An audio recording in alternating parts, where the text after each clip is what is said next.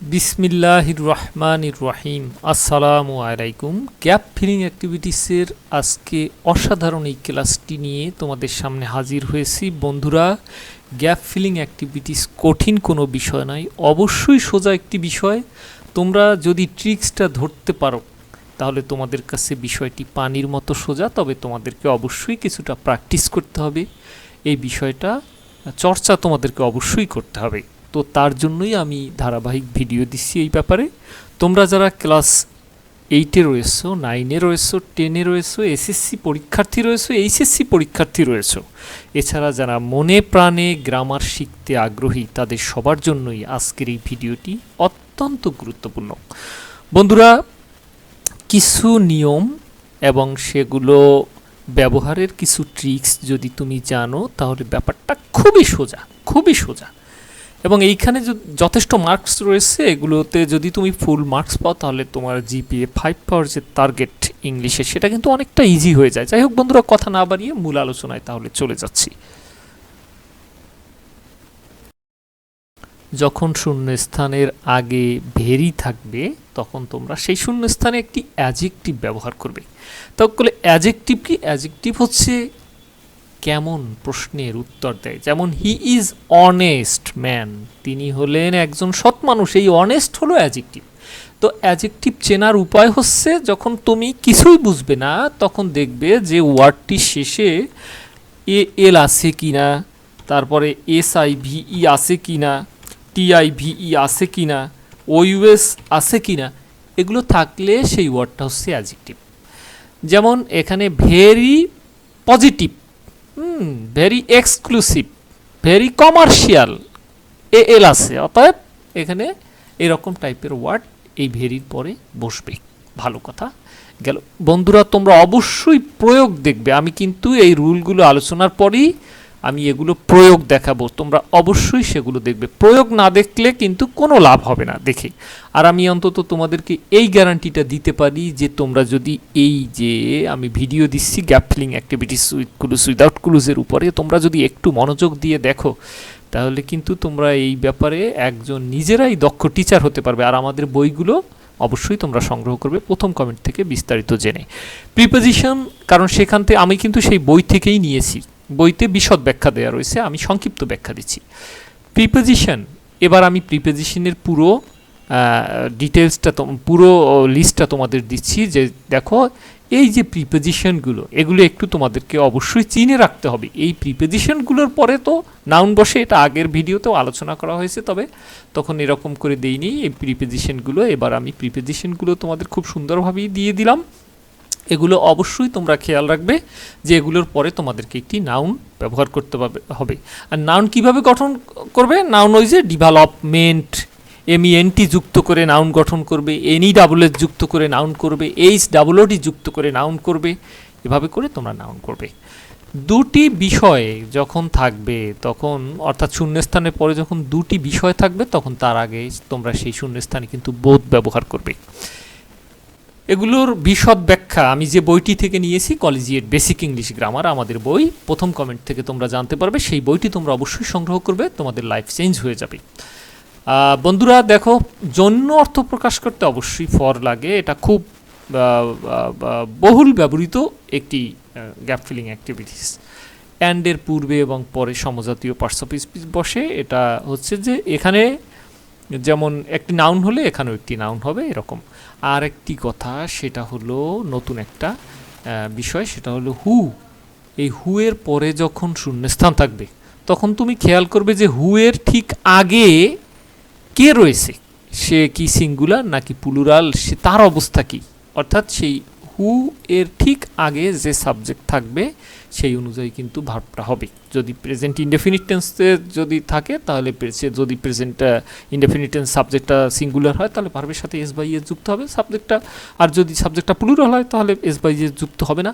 অত্যন্ত গুরুত্বপূর্ণ একটি বিষয় পেসিভ ভয়েস। বন্ধুরা মনে রাখবা, পেসিভ ভয়েসে শূন্যস্থান থাকতে পারে, তারপরে ভার্বের পাস্ট পার্টিসিপল ফর্ম থাকতে পারে। তাহলে অবশ্যই যদি প্রেজেন্ট ইনডেফিনিট টেন্স হয় তাহলে সেখানে তো অ্যাম, ইজ অথবা আর বসবে, এবং এইটাই সবচেয়ে বেশি ব্যবহৃত হয়। 80% ক্ষেত্রে প্রেজেন্ট ইনডেফিনিট টেন্স ব্যবহৃত হয়। টেন্সের প্যাসিভ ভয়েস ব্যবহৃত হয়। যাই হোক, তাহলে তোমরা সেখানে এম ইজ অথবা আর ব্যবহার করবে, আর ভার্বের পাস্ট পার্টিসিপল তো ওখানে দেওয়াই থাকবে। আর যদি এমনটা হয় যে এম ইজ আর রয়েছে অথবা অক্সিলারি ভার্ব রয়েছে প্যাসিভ ভয়েসের, তারপরে শূন্যস্থান রয়েছে, তার মানে সেখানে ভার্বের পাস্ট পার্টিসিপল ফর্মটা ব্যবহার করতে হবে। এখন তোমাদের কথা হচ্ছে যে আমি বুঝবো কিভাবে প্যাসিভ ভয়েস হবে।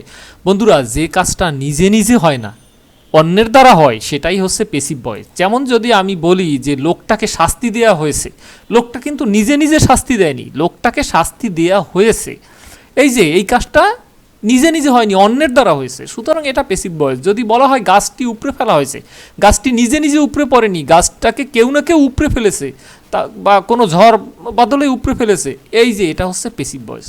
তাহলে যেটা প্যাসিভ সেন্স সেটা প্যাসিভই করতে হবে, যেটা অ্যাক্টিভ সেন্স সেটা অ্যাক্টিভই করতে হবে। তো এটা তোমাদেরকে অবশ্যই বুঝতে হবে। আর এগুলো বুঝতে হলে আমাদের যে বই, এটা কিন্তু আমাদের কলেজিয়েট বেসিক ইংলিশ বই থেকে নেয়া। তোমরা বইটা পড়বে, নিজেরাই ইংরেজি টিচার হতে পারবে ইনশাল্লাহ। এরপরে দেখো টু, এই যে প্রতি অর্থে কিন্তু টু বসে, এটা খুব বেশি ব্যবহৃত হয়। এরপরে দেখো আমরা এরপরেই কিন্তু আমরা ব্যবহার দেখব, আমরা প্রয়োগ দেখব। মোডাল অক্সিলারি ভার্ব যেমন can, could, may, might, shall, should, will, would, এরপরে কিন্তু ভার্বের মূল ফর্মটা বসবে। আচ্ছা, এবার তাহলে আমরা প্রয়োগ দেখি। প্রয়োগ দেখার পালা। নাও আ ডেজ, বর্তমানে, প্যারেন্টস, পিতামাতা, আর ভেরি, তার মানে ভেরি রয়েছে, are very dash of the harmful effects of dash on children. বলতে পারি যে যেহেতু ভেরি রয়েছে, সুতরাং এই ভেরির পরে একটি অ্যাডজেক্টিভ বসবে। তাহলে ভেরি কনসাস, অর্থাৎ তারা খুবই উদ্বিগ্ন, পিতামাতারা বর্তমানে খুবই উদ্বিগ্ন। অফ দ্য হার্মফুল, আর কনসাসের পরে কিন্তু অফ বসে। অফ দ্য হার্মফুল ইফেক্টস মানে ক্ষতিকারক প্রভাব সম্পর্কে তারা খুবই উদ্বিগ্ন। Of dash of punishment on children, অর্থাৎ শিশুদের উপরে যে পানিশমেন্ট, শাস্তি দেওয়া হয়, সেই শাস্তির প্রভাব সম্পর্কে বর্তমানে পিতামাতারা খুবই উদ্বিগ্ন।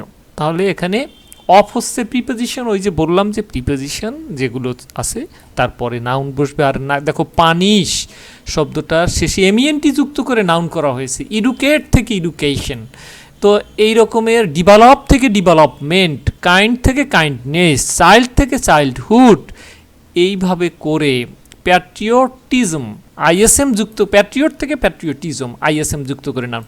কি কি যুক্ত করে নাউন করতে হয়, কিভাবে নাউন করতে হয়, কোন জায়গায় নাউন বসে, কি শব্দের পরে নাউন বসে, সেগুলো তোমাদের জানতে হবেই বন্ধুরা। আমাদের বেসিক ইংলিশ গ্রামার বইটি থেকে তোমরা জানতে পারবে, এটা সেটা থেকেই নেয়া।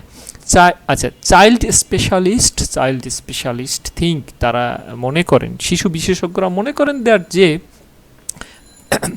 দেখো ফিজিক্যাল অ্যান্ড মেন্টাল দুইটাই রয়েছে, শারীরিক ও মানসিক। তাহলে বোথ, এই ক্ষেত্রে যখন দুটি বিষয় উল্লেখ থাকবে তখন তোমরা তার আগে বোথ ব্যবহার করবে। এগুলোই কিন্তু পরীক্ষায় থাকে, এগুলো বোর্ড প্রশ্ন বিশ্লেষণ করে তারপর নিয়েছি। এসএসসি এইচএসসি সবার জন্য গুরুত্বপূর্ণ। পানিশমেন্ট, আচ্ছা mental punishment can be disastrous, হতে পারে ধ্বংসাত্মক ড্যাশ আ চাইল্ডস গ্রোথ।